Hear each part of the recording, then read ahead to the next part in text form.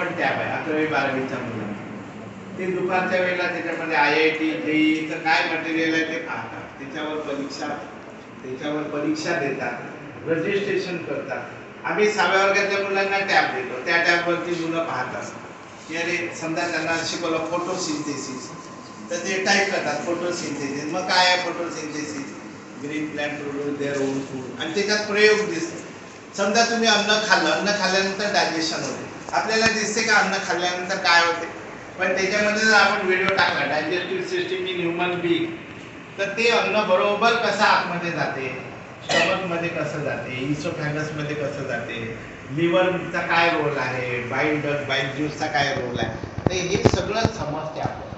आणि मी मुद्दा मराठीत बोलत, तर सरांचे बरेचसे प्रोग्राम होतात, सरांना बाहेरही बोलवतात, चांगले प्रोग्राम सर घेतात आणि मुलंही पण शिकतात. मुलं परीक्षेला बसतात, संगीताच्या परीक्षेला बसतात.